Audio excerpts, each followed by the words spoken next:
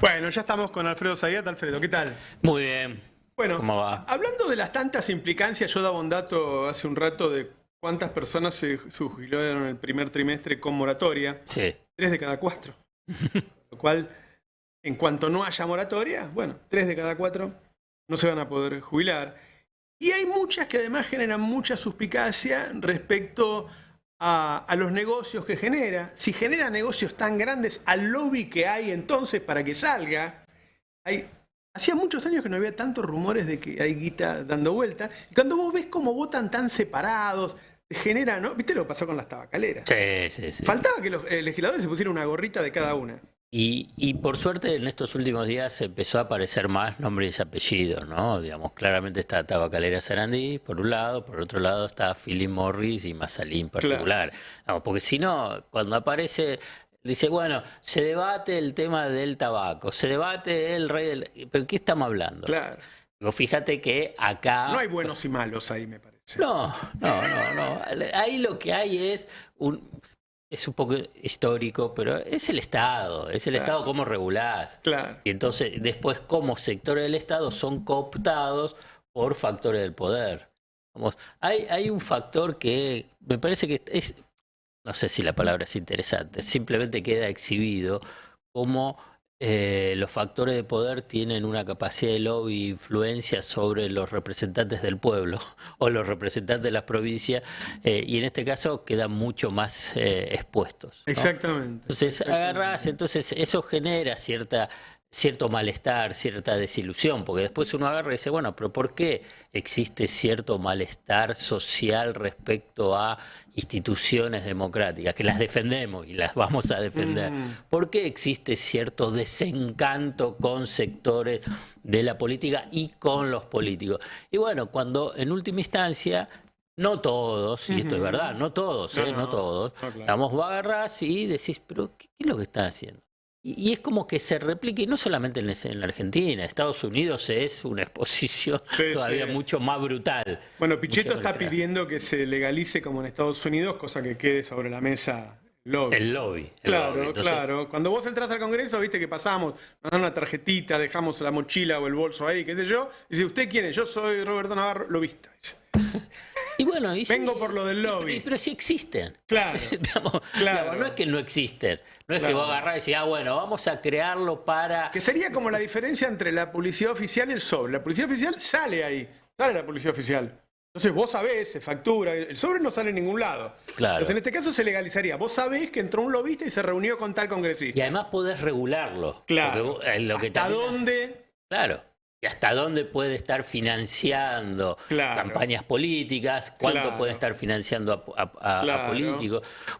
Y entonces queda un poco más transparente. No sé si es lo mejor, Sí. digamos. Si yo puedo decir es lo mejor y qué sé yo, no sé si es lo mejor, digamos. Pero en última instancia sé que existe. Y ante la existencia de una situación o de unos actores sociales, políticos, económicos, bueno, Claro. que sea transparente, que se puedan ver, ¿no? Y después hay ya tiene media sanción, un proyecto para atraer inversiones. Hay que decir que eso está pasando en el mundo, ¿no? Que los países se pelean por esas inversiones y que intentan darle a las empresas para que vengan algunos incentivos. Ahora, en el marco de la ley bases, el proyecto que hay estuvo maravillosamente analizado el fin de semana por Alfredo Zayat, tiene algunas cosas que la verdad que son... Escandalosa. no sabe cómo...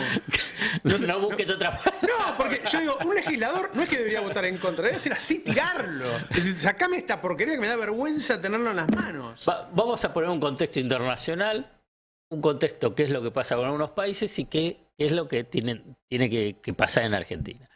El contexto internacional es que con la pandemia y con la guerra en Ucrania empezó a haber disrupciones en lo que son las cadenas de suministros industriales.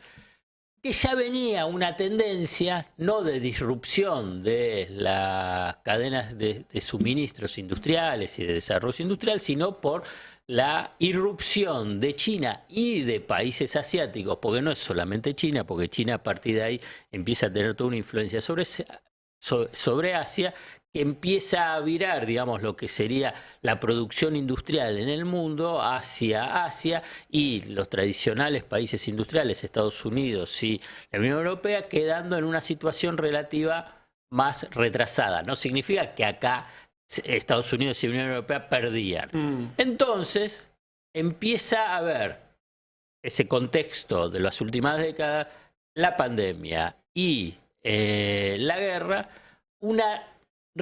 se empieza a revisitar la idea de las políticas industriales nacionales.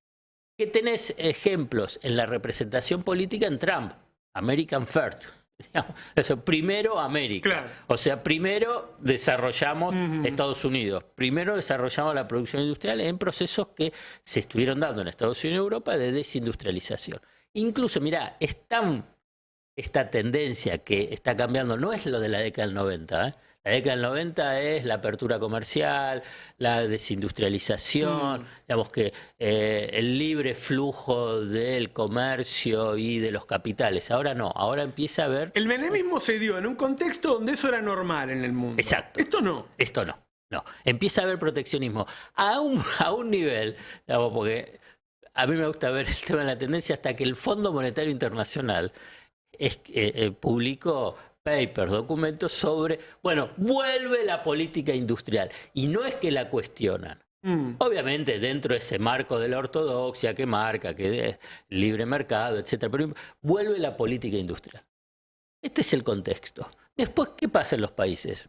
Brasil está presentando un proyecto precisamente de promoción industrial extraordinaria, Australia, Indonesia, Estados Unidos, la Unión Europea. Ese es el contexto internacional. Como bien mencionaste vos, no es la década del 90, para entenderlo. ¿Por qué? Porque ahora vamos para la Argentina, y ya vamos a llegar al proyecto de ley bases.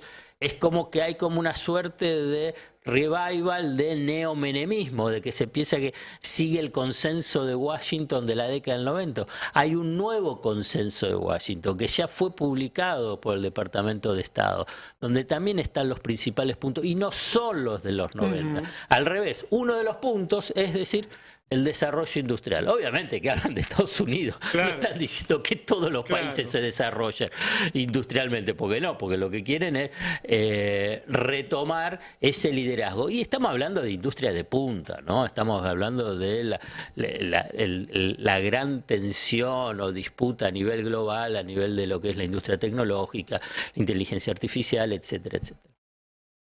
¿Qué es lo que pasa en Argentina?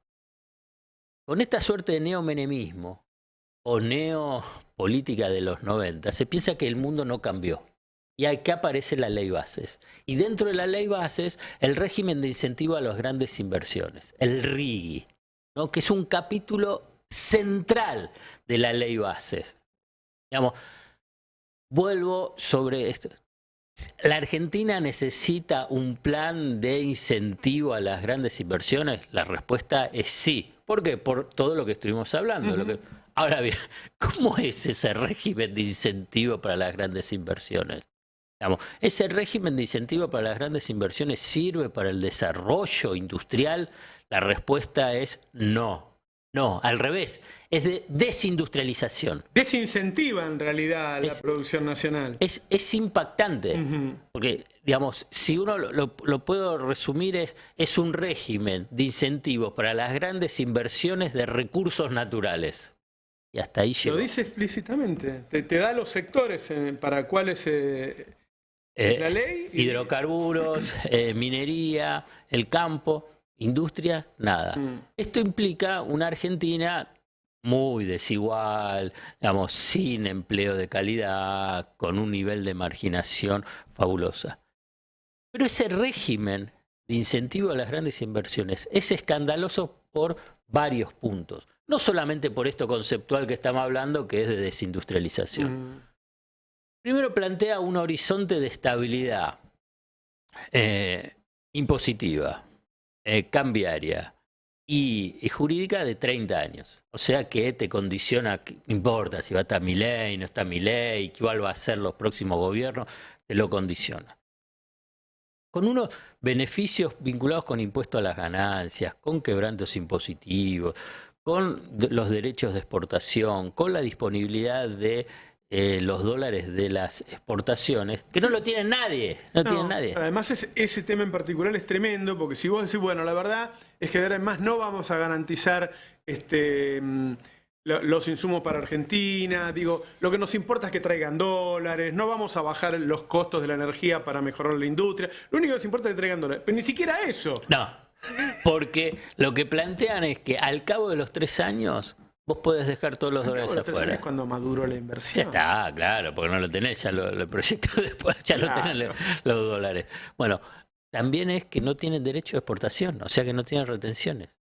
Digamos, tampoco los impuestos vinculados con las importaciones. Y que a la vez pueden importar bienes de capital y partes, incluso usadas, y que para la producción local, destruyendo precisamente la industria local. Claro.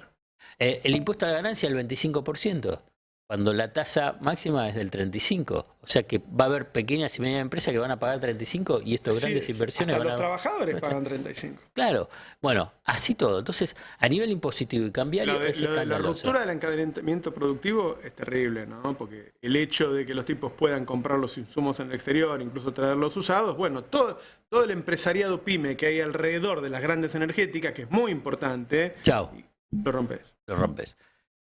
Pero hay, además de todo esto, hay un componente que quiero incorporar y que algo nosotros ya lo mencionamos, es que viene un nuevo gobierno o incluso provincias, porque hay un avance sobre la facultad de las provincias para imponer tasas o impuestos a esas inversiones.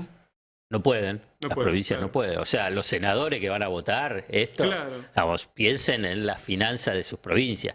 Si quieren, digamos, como elemento de si representan a esas provincias en lugar de representar al gran capital.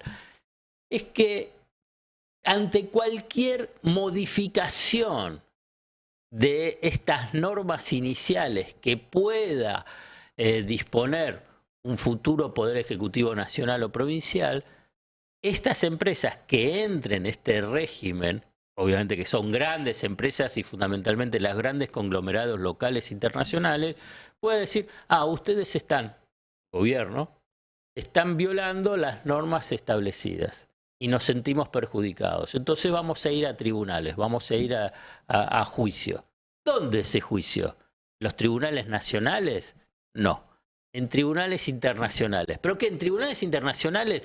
¿En el Poder Judicial? No. En un tribunal arbitral que se denomina, que es el CIADI, que depende del Banco Mundial, organismo multilateral dominado por Estados Unidos, y que ese tribunal arbitral define, porque convoca a lo que se llama a 3 árbitros en paneles para analizar quiénes son esos que integran habitualmente esos tribunales, son abogados o representantes de grandes empresas o de grandes estudios jurídicos internacionales. ¿Cómo fallan en general ese tribunal arbitral del CIADI? A favor de las multinacionales. Claro. Entonces, además de que se sabe cómo es el resultado, es una cesión de soberanía, la cesión de la soberanía jurídica. Digamos, un legislador sobre recursos enormes, ¿no? Porque estamos hablando de las grandes riquezas del país. Claro. Entonces, digamos, un legislador o cualquier que puede decir, sí, queremos el desarrollo, van a ceder esa soberanía jurídica además de esos beneficios escandalosos. Y como es por 30 años, todos los próximos gobiernos que vengan no pueden cambiar nada, y si lo cambian, se comen el juicio del cielo. Claro, y que obviamente que tenés que pagar millonadas, ¿no? Entonces, ¿cuál es el argumento central que cuando vas a escuchar a economistas o abogados o empresarios? Bueno, para poder atraer inversiones tenés que seducirlos a esos capitales. El argumento es decir, bueno, si tienen un litigio lo vamos a definir a nivel internacional porque además es mucho más ágil y mucho más eficiente, y entonces va a tener más confianza y va a invertir en el país. ¿Qué país en América Latina recibe el mayor flujo de inversión extranjera directa en el sector productivo y no estoy hablando de lo financiero. Brasil. Además, bueno, porque Brasil es una potencia, claro, digamos. Brasil participa del CIADI, de este tribunal arbitral. La respuesta es no. E igual recibe las inversiones. O sea, las inversiones llegan si hay un marco que les dé seguridad, porque es obvio que va a llegar, que tiene seguridad, pero a la vez que le brinde rentabilidad y que le pueda ser beneficioso. Mirá, yo te voy a contar una anécdota que si quieren la pueden buscar en archivo porque es muy buena, el sentido de la imagen, que es la de Alejandro Bulgeroni, petrolero, ¿no? Y en la década del 90, en Afganistán es un país petrolero gasífero muy, muy importante. Y está en guerra, ¿no? Primero estuvieron los rusos, después estuvieron en realidad los soviéticos, después estuvieron los americanos. Y Bulgeroni fue a Afganistán y hay una foto sentado ahí con la kefía en el desierto, obviamente para cerrar inversiones. Hay seguridad, había seguridad jurídica, había tranquilidad. ¿Qué es lo que había? La posibilidad de tener una renta extraordinaria. Claro. Y por consiguiente algo atractivo. Claro. Estoy poniendo un extremo, estoy poniendo un extremo para poder entender que esto es falso, ese argumento es una falacia. Claro. Que, bueno, le tenés que entregar todo hasta tu soberanía jurídica porque si no, no vienen. Eso es falso. Eso es falso. Más aún cuando tenés estos recursos naturales y Argentina tiene una posición favorable para negociar hoy, a diferencia de la década del 90. Claro. ¿Por qué? Porque el mundo va a una transición energética y la Argentina tiene todo para esa transición energética. Y cuando digo la Argentina, no es el sector privado, o sea, somos todos nosotros, pues es una riqueza social, es una riqueza natural. Entonces, vos ahí lo que tenés es... Mirá, ahí está. Fíjate esa foto. Esa foto es fabulosa. Pero no es que está a Carlos Bulgeroni, dije Alejandro. Los que están en radio estamos viendo una foto en donde está en el desierto, reunido, haciendo negocios en un país en guerra, ¿no? Carlos es el del medio. El del medio es Carlos. Claro. Carlos es... Siempre lo usamos como ejemplo para decir, bueno, mirá, si fue ahí y hizo negocios en el medio de la guerra, quiere decir que si hay un negocio de los petroleros, van. Por eso. Además, la verdad, la zona... más importante del mundo en cuanto a negocios vive en guerra.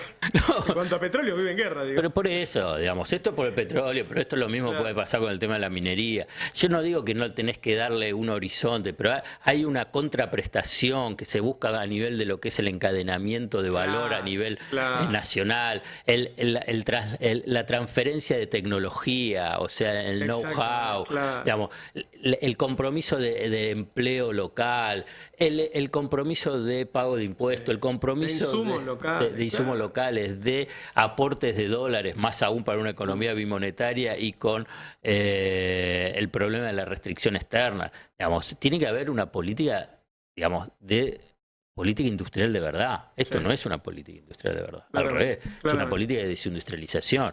Es de, como lo mencionó Cristina, es de enclave colonial. Así es.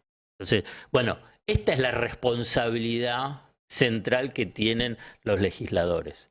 Los diputados ya, por mayoría, ya lo han entregado. Ahora es un gran desafío para los senadores e incluso para los senadores de las provincias que piensan que esto los beneficia. Digamos, todas las que pueden ser las del cordón minero, las del cordón de hidrocarburos. Digamos, esto no las beneficia. Digamos, esto, digamos, puede haber un impacto inicial, pero después es que deja tierra arrasada. Esto es lo que es a nivel de las inversiones y de lo que puede pasar a nivel de población. Gracias, Alfredo. Bárbaro. En un minuto...